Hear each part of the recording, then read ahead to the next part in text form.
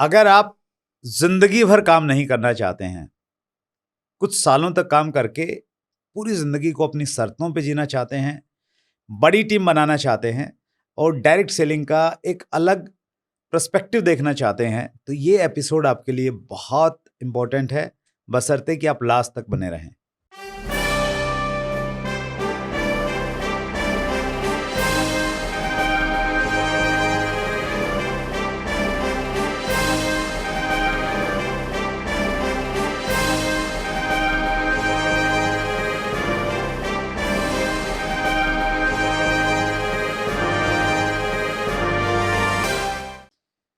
दोस्तों नमस्कार, आदाब, सत श्री अकाल। चैट विद सुरेंद्र वत्स में आप सबका बहुत बहुत स्वागत है। पिछले दिनों हमारे मेहमान थे सुदेश मलिक जी। अगर वो एपिसोड आपने नहीं देखा है तो डिस्क्रिप्शन में लिंक है, आप जरूर देखिएगा। इस इंटरव्यू के साथ आप कनेक्ट कर पाएंगे अच्छे से। पिछले एपिसोड में हमने सुदेश मलिक जी की लाइफ के बारे में जाना, कैसे वो डायरेक्ट सेलिंग में आए, फिर छोड़ा, फिर दोबारा से स्टार्ट हुए। उनके पास में बहुत बड़ा विजडम है और हमने आपसे प्रॉमिस किया था कि उनका एक और एपिसोड हम आपके सामने लेके आए हैं और उसी प्रॉमिस को पूरा करते हुए आज फिर सुदेश मलिक जी हमारे मेहमान हैं। एक बार फिर बहुत बहुत स्वागत है सर आपका। having me over here. Thank you very much for that. Thank you so much sir.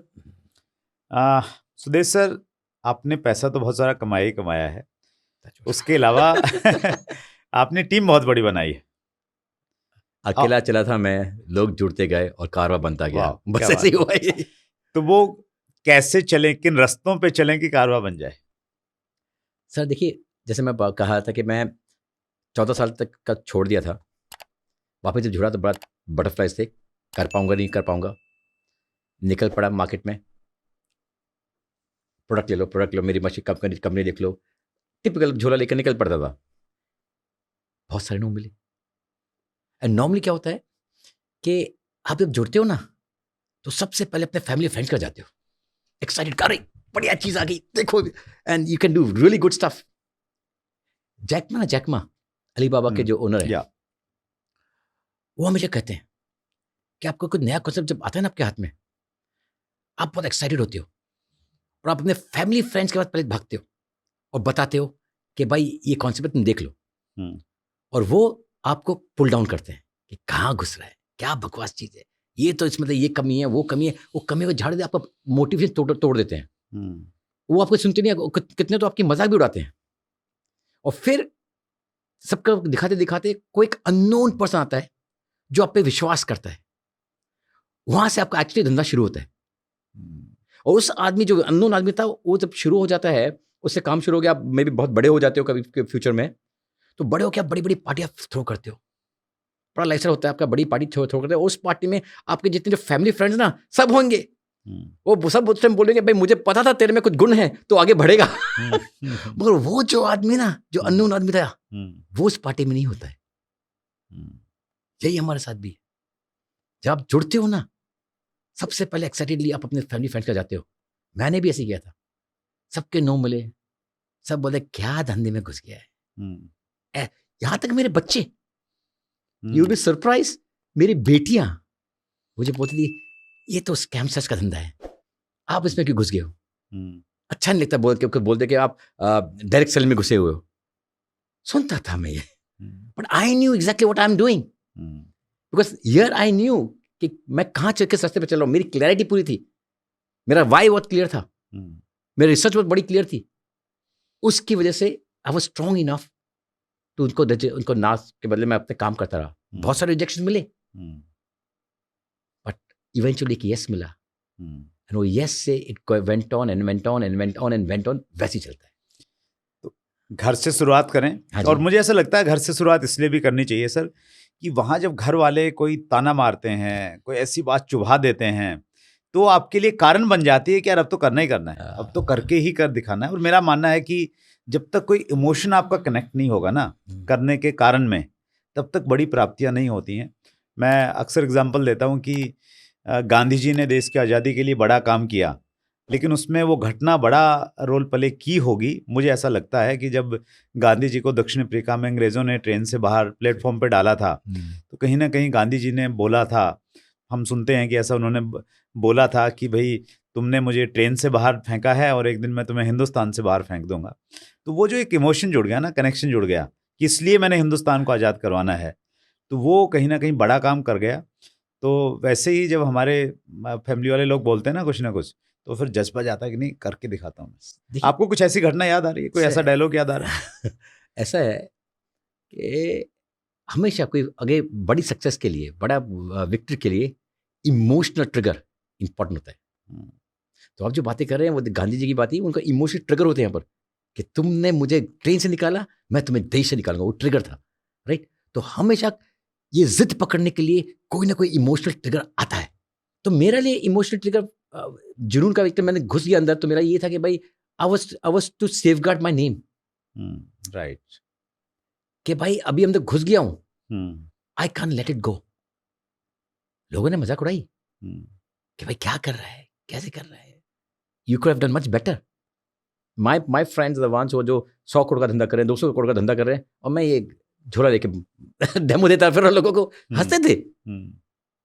But trigger था, क्लैरिटी थी, for me it was my name. सबका कुछ ना कुछ होता है जो विल होल्ड यू बैक। तो हर आदमी को वो चेक करना कि वो क्यों कर रहा है, उसका क्या मकसद है। That's why is important. That's great. आपने ऑल ओवर इंडिया में टीम बनाई है सर। बड़ी टीम बनाने के लिए क्या सिस्टम, क्या पैटर्न होना चाहिए? सबसे पहले तो मैं सबको, अपनी टीम को ही बोलता हूँ कि संन्यास ले लो। अच्छा, क्या बात। मैं अपने टीम को कभी बोला कम से कम 2 साल का संन्यास ले लो, कम से कम। घर से निकल जाओ, बोलो कि भाई मुझे भूल जाओ। मैंने ऐसे किया था, मैं बोल देता घर से भूल जाओ, घर वालों को बोला कि अपने लिए मुझे भूल जाओ 2 साल के लिए, बिकॉज ये 2 साल में जो काम कर डालूंगा ना, वो मेरे 2 जनरेशन तक संभाल लेगी। क्या बात। तो वो ये जिद से बाहर निकलो और पूरा संन्यास ले लो। सब I normally give a simple example. आप कभी देखो, ये जो अपने सिविल के एग्जाम के लिए जो बच्चे पढ़ते हैं, क्या करते बेचारे, वो लोग तो सब कुछ छोड़ छाड़ के आ जाते हैं, बिल्कुल पागल हो जाते हैं। घर में शादी हो रही है, बर्थडे हो रहा है, उनको अपने शहर भी छोड़ देते हैं, कोई अलग शहर में जाके पढ़ रहे होते हैं, सुबह से शाम तक पढ़े रहते हैं। क्यों? क्योंकि अगर लग गया तो जिंदगी बन जाएगी। उधर देखो, उधर की आयरनी देखो, पिछले साल मैं फिगर देखा था, कुछ 11 लाख लोगों ने अप्लाई किया था फॉर 1000 सीट्स। यानी कि इतनी सारे लोगों ने अप्लाई किया इतनी जगह के लिए। हमारी इंडस्ट्री में तो इतने लोग अप्लाई कर रहे हैं इतनी सारी जगह के लिए। तो जगह बहुत है। आप में वो जुनून होना चाहिए कि आप रेडी हो अपने आप को सेक्रीफाइस करने के लिए, अपना कुर्बानी देने के लिए। कुर्बानी मांगती है आपकी सक्सेस, क्या आप उसके लिए तैयार हो? तो कुर्बानी दीजिए सबसे पहले। और अपने स्टार्टिंग में वही जो बेसिक्स है वो फॉलो कीजिए जी। लिस्ट, इनवाइट, अपने टीम बनाओगे, फिर टीम को नर्चर करना, ये रेगुलर प्रोसेस होना चाहिए फॉर वेरी लॉन्ग टाइम। कम से कम 2 साल तो मिनिमम चाहिए। अगर ज्यादा दे सकते हो तो बड़ी अच्छी बात है। आपने तो 5 साल छोड़ दिया, संन्यास ले लिया था, इसीलिए आप यहाँ बैठे हो सर। अच्छा, मैं आपसे पूछता हूँ, आप हमेशा सबसे क्वेश्चन पूछते हैं, मैं आपसे पूछता हूँ, प्लीज। अगर आपने ये 5 साल का संन्यास नहीं लिया होता, आपने इससे 5 हफ्ते का लिया होता, तो क्या होता?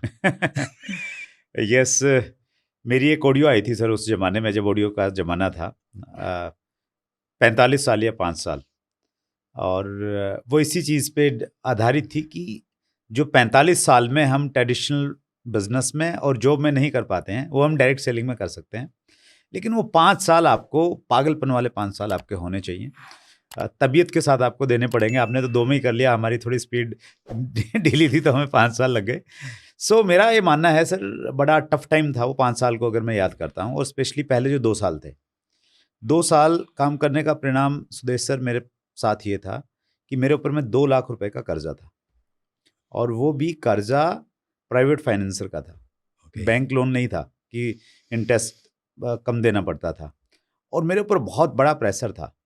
और मैं एक ऐसे दोराहे पे खड़ा था, मैंने डिसाइड करना था कि मैं डायरेक्ट सेलिंग को छोड़ दूं, केबल टीवी का काम करता था पहले, अपने केबल टीवी में चला जाऊं, या दूसरा ऑप्शन ये था कि मैं डायरेक्ट सेलिंग ही करता रहूं और यहीं से ये 2 लाख रुपए का कर्जा भी उतारूंगा और आगे की ज़िंदगी भी मैं इसी से आगे लेके जाऊंगा। तो परमात्मा ने मुझे सद्बुद्धि दी कि नहीं यही कर, यहीं से कुछ हो सकता है, केबल टीवी में चला गया तो वहाँ से कुछ ज़्यादा कुछ होने की संभावना नहीं है। तो मैं अगर छोड़ देता, ये आपने बोला कि 5 हफ्ते ही करता, तो कुछ भी नहीं होता। जैसे लाखों करोड़ों लोगों के साथ डायरेक्ट सेलिंग में आ रहा है, कभी पॉजिटिव कभी नेगेटिव, और फिर ब्लेम करते रहते हैं। तो मैं भी ब्लेम कर रहा होता, मैं भी बोलता कि यार डायरेक्ट सेलिंग मैंने करके छोड़ दिए कुछ नहीं होता। तुम तो आज 2024 में कर रहे हो, तो मैंने तो 2001 में कर ली थी, तो कुछ नहीं होता, बेकार होता है। तो ज्ञानी बन जाता सर मैं भी। बस एग्जैक्टली सही बोला आपने, ज्ञानी बन जाते। आज की तारीख में यही है।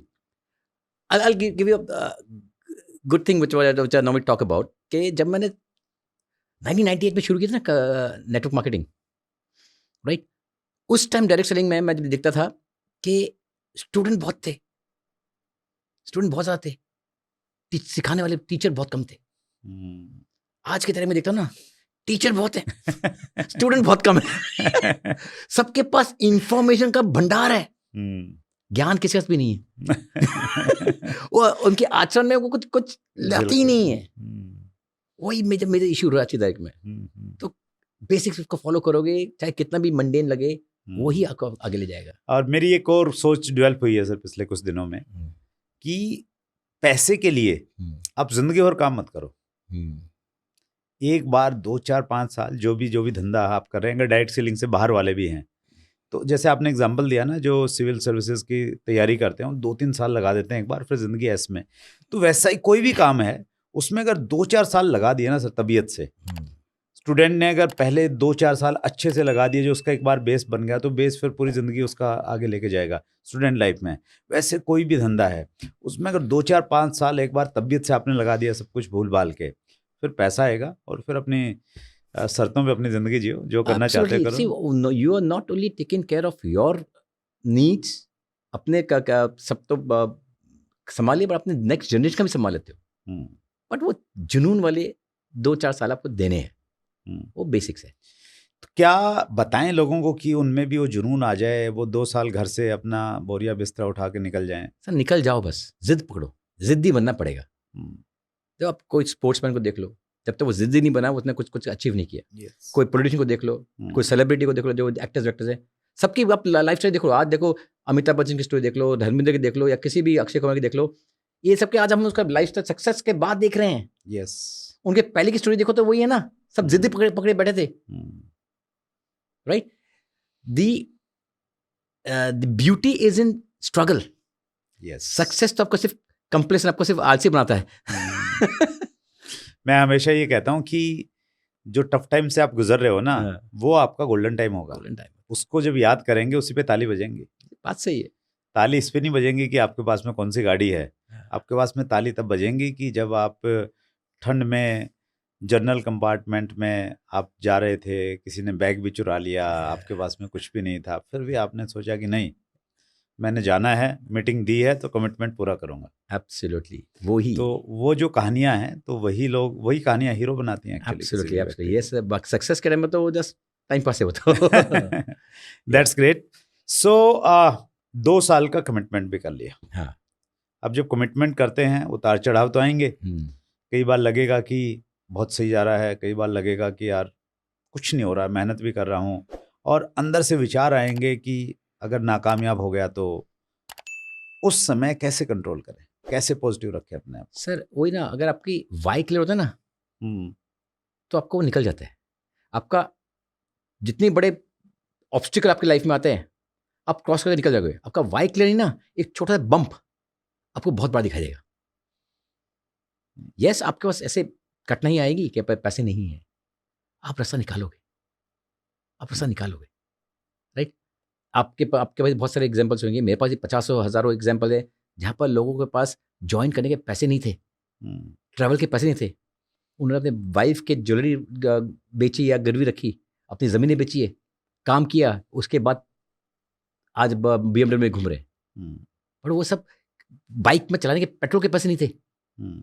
सबके स्टोरीज ऐसी है जी, राइट। बट उनकी अब उन्हीं को देख लो ना, they had 2 ways to think about। या तो काम करते रहे, ऑब्स्टिकल जो प्रॉब्लम है वो आज की टेम्पररी प्रॉब्लम है, उसको सॉल्व करके आगे बढ़ना है, या उसके यार नहीं हो सकता मेरे से, मेरे को ये प्रॉब्लम वो प्रॉब्लम, उसमें दब गए। Adversaries will either break you or make you. बुरा वक्त आपको या तो बहुत ज्यादा स्ट्रांग बना देगा या आपको तोड़ डालेगा. वो डिसीजन आपको लेना है. आप कैसे रिएक्ट कर रहे हो, तो आएगा ये टाइम पर, उस पर आपको डटे रहना है. राइट. और इंडिपेंडेंटली काम करना है. अपलाइन के भरोसे ज्यादा मत रहो. एवरीथिंग शुड बी, आपका धंधा के हर चीज आपके हाथ में होनी चाहिए. From your log in to taking care of team.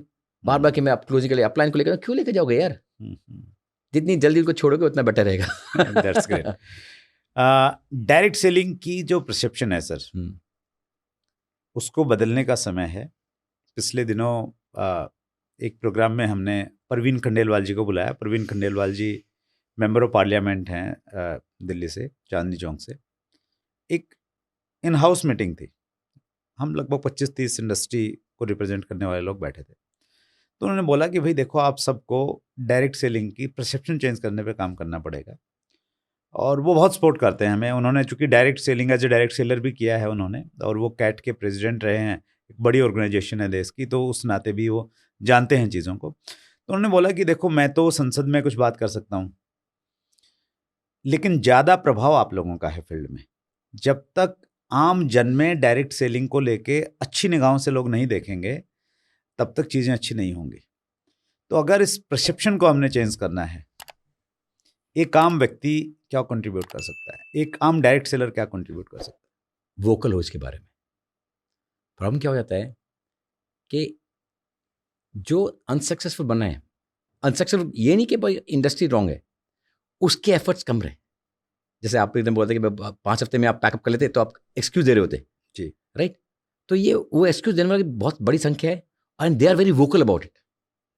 और जो असल में जो कमा रहे हैं वो इतना बोल रहे नहीं है, और जो सही भी चल रहे हैं तो वो बोल रहे. तो we have to be vocal about it. सबसे पहले आप कंट्रीब्यूट कर सकते हो कि लोगों को इसके बारे में बोलना शुरू करो कि भाई ये एक फ्लाई बाय नाइट ऑपरेशन नहीं है, ये प्रॉपर इंडस्ट्री है. इसमें बढ़िया करियर बन लेके चलो. एक भाई 6-8 महीने में करोड़पति बनने का सिस्टम नहीं है. ये कंसिस्टेंटली काम करना. तो ये नैरेटिव आपको, जब तक हम लोकल आदमी, जो हमारे जो नए लोग जुड़ रहे हैं, वो बोलना शुरू नहीं करेंगे, राइट, तब तक ये नहीं होने वाला है. यस, आप लोग जैसे आप हैं, आपने खंडेलवाल जी की बात की, और काफ़ी सारे आपके ऑर्गेनाइजेशन है जो है बढ़िया काम कर रहे हैं. फ्रॉम गवर्नमेंट लेवल्स में आपने बहुत बढ़िया काम कर रहे हैं. आप अपनी तरह से ये जो चैट शो चला रहे हो, उसका वही कर रहे हैं आप सर. राइट. बट वो आप अपनी तरफ से कर रहे हो. बट जो आपने बात की कि भाई जो नए लोग जुड़ रहे हैं, उनका क्या कंट्रीब्यूशन हो सकता है, उनके लिए इंडस्ट्री में यही कंट्रीब्यूशन हो सकता है, इसके बारे में बात करें. इसके बारे में थोड़ा. और बिकॉज मोस्टली पीपल को क्या इश्यू में देखता हूँ ना, उनको मिसकंसेप्शन बहुत ज्यादा है जी. Because let's face it, I will not like to name anybody, but then आप यूट्यूब खोल दो, MLM के धज्जी उड़ाने वाले की लाइन लगी हुई है जी. And some of them are really big names.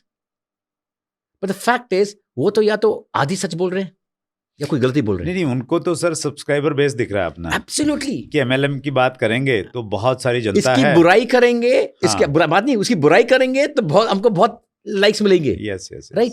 वो एक्चुअली उसका प्रोसेस नहीं दिखा रहे. यस, आई विल नॉट से कि यहाँ पर कोई गलत आदमी नहीं है. एक बात बताइए, कौन सी इंडस्ट्री में गलत आदमी नहीं है? Right. They all talk, there are a lot of people who talk wrong things in every industry, not only in this industry. True. But we are a soft target. We are a soft target. इसलिए इसके बारे में wrong बोलने वाले बहुत सारे हैं. तो we have to stand up and talk about कि नहीं है, तुम गलत बोल रहे हो. जब तक हिंदी ये नहीं बोलना शुरू करेंगे, हम लोगों के नैरेटिव चेंज नहीं कर पाएंगे. एंड ऑनेस्टली एक बात बताऊं, आप लोग की हार्ड वर्क दिखाई दे रहा है मार्केट में, लोगों का परसेप्शन आस्ते आस्ते चेंज हो रहा है, बट उस पर और भी बहुत सारा काम करना बाकी है. नहीं, मेरा तो प्रयास ही रहता है सर, जो भी इनिशिएट कर रहा है किसी भी रूप में, तो हम बहुत उसको सपोर्ट करते हैं, हमारी पूरी टीम. जैसे सुलनी यूनिवर्सिटी हिमाचल प्रदेश में, उसने डायरेक्ट सेलिंग पे MBA और BBA स्टार्ट किया. तो उनके कार्यक्रम को हमने यहाँ पे लॉन्च किया. हमारा जो 100 एपिसोड था, तो उनके जो वाइस चांसलर हैं वो हमारे यहाँ पे आए, और उन्होंने बोला कि भाई हम डायरेक्ट सेलिंग के ऊपर में डिप्लोमा लेके आ रहे हैं. तो शुरुआत की थी उन्होंने, फिर MBA और BBA लेके आए, और अब बहुत सारे अवार्ड्स होने लग गए हैं डायरेक्ट सेलिंग पे, मैगजीन आने लग गई हैं. तो ये अच्छे सिम्टम हैं, और फिजा बदलेगी सर. Absolutely sir. आप लोग जैसे काम कर रहे हो, डेफिनेटली फिजा बदलेगी. एंड अगेन हर एक नेटवर्कर को, हर एक डायरेक्ट सेलर को वोकल होना पड़ेगा, इसके बारे में बात करना पड़ेगा. एक पहलू को लास्ट में मैं छूना चाहता हूँ. डायरेक्ट सेलिंग को कुछ लोग उतना सीरियस नहीं लेते हैं, सोचते हैं तो टाइम पास है और पता नहीं कब कंपनी चली जाएगी, कब क्या हो जाएगा. तो उस प्रकार का एक नैरेटिव है कहीं ना कहीं. आपने बताया आपके बड़े भाई साहब ने, उपदेश जी ने आपको डायरेक्ट सेलिंग में इंट्रोड्यूस किया और दुर्भाग्य से वो इस दुनिया को छोड़ के चले गए. उपदेश जी की फैमिली को उनके द्वारा किए गए काम का लाभ मिल रहा है, उनको इनकम आ रही है, और अगर आ रही है तो परिवार में क्या परिस्थितियां बदली? सर द फैक्ट बात ये है कि when my brother was there, right, वो हार्ड कोर नेटवर्क करता दिल से नेटवर्क करता है, हार्ड कोर नेटवर्क करता है. एंड उनके जो बेटियां थी उस time they were anti MLM, anti direct selling, कि यार ये गलत चीज़ है, इसमें नहीं रहना चाहिए. एंड हमारे प्रोडक्ट्स भी पापा ने दे दिए तो यूज़ कर रहे हैं, वरना नहीं यूज़ करना है यार. वैसा था. बट उनके जाने के बाद, right, and his daughters were basically in corporate world, company में, बड़ी कंपनी में काम कर चुके हैं. दे एक बिजनेस करते हैं, बहुत बड़ा बिजनेस है उसका खुद का. दूसरे वो corporate world and well educated and अच्छा कंट्रोल कर सकते थी. बट उनके जाने के बाद उन्हें पहली बार डायरेक्ट सेलिंग को, पापा का सपना था, पापा का ये बनाया हुआ है. एंड कंपनी वॉज ग्रेसफुल कि पूरा जो सिस्टम था जैसे हैंड ओवर कर दिया. तो basically again putting a message across कि ये अपना काम अपने लिए नहीं कर रहे, अपने नेक्स्ट जनरेशन के लिए कर रहे हो. तो चाहे उनकी बेटियां उस टाइम एंटी डायरेक्ट सेलिंग थी, पर फिर भी कंपनी ने पूरा उनका कि आपके पिताजी ने अब तक इतना तक लिखा है, इसके बाद ये आपकी मर्जी, आपको कहाँ लेके आना है. Of course they join in and they realise के ऑफ कोर्स पापा ने बहुत अच्छा सेटअप बना के गए हैं, and they took off from there. और उसको भी उससे भी आगे ले गए अभी तो, एंड फुल टाइम अभी कर रही है इसको. तो उनका परसेप्शन बाहर से वो बहुत डिफरेंट दिख रही थी. आप जब परसेप्शन की बात करते हैं, जब भारतीय और पापा कर रहे हैं, पापा को मुझे मत करो, मैं भी मुझे मना करते, चाचा मत करो. बट जब खुद घुसी, दे रियलाइज कि it's a fantastic good stuff यार, इसमें तो बहुत बढ़िया चीज़ है. दूसरे ने, छोटी वाली ने, उनकी जो है नेहा, उन्होंने अपना जॉब अब छोड़ दिया फ्रॉम कॉर्पोरेट वर्ल्ड. दूसरी का बिजनेस बड़ा था, वो बिजनेस के साथ साथ मेजर टाइम नेटवर्क मार्केटिंग में दे रही है. बिकॉज यहाँ पर जो मिलता है ना, आपको नए नॉर्मल धंधे में नहीं मिल सकता. यस, मुझे भी एक एग्जांपल ध्यान आ रहा है सर. एक बड़ा नाम है हमारी इंडस्ट्री में, सतीश पंडित. उनका ऑडियो है बहुत सारा यूट्यूब पे, आप सुनिएगा, आपको बहुत अच्छा लगेगा. उन्होंने 2002 में वो डायरेक्ट सेलिंग में आए, मेरे साथ ही उन्होंने ज्वाइन किया, और 2005 में वो एक्सपायर हो गए. He was a great person, बहुत अच्छी एजुकेशन उन्होंने दिया है. सो जब उनका डेथ हुआ तो फैमिली वाले लोग चिंतित हो जाते हैं, बच्चे छोटे थे. तो उनकी डेथ के बाद में हम सब लोग उनके घर पे थे. तो 13 दिन का एक कार्यक्रम होता है, 13वीं के बाद में सब लोग बैठे हुए, परिवार वाले लोग. अब सबको चिंता है कि बच्चे छोटे हैं, आगे क्या होगा, कैसे होगा. तो और पंजाब में थोड़ा कल्चर है, वो पंजाब से थे, होशियारपुर से. तो उनके ब्रदर हैं, बाहर रहते हैं, कोई कनाडा रहते हैं, US रहते हैं, वो सब आए हुए हैं, तो सब चिंता कर रहे हैं. तो मैं उनको बता रहा हूँ कि पैसा तो आ जाएगा, क्योंकि इन्होंने नेटवर्क बनाया, टीम बनाई है. तो वो मानने के लिए तैयार नहीं है कि जब वो बंदा ही नहीं रहा, वो काम ही नहीं करेगा, तो पैसा कहाँ से आएगा, कैसे आएगा, कंपनी ऐसे कैसे देगी और कब तक देती रहेगी ऐसे.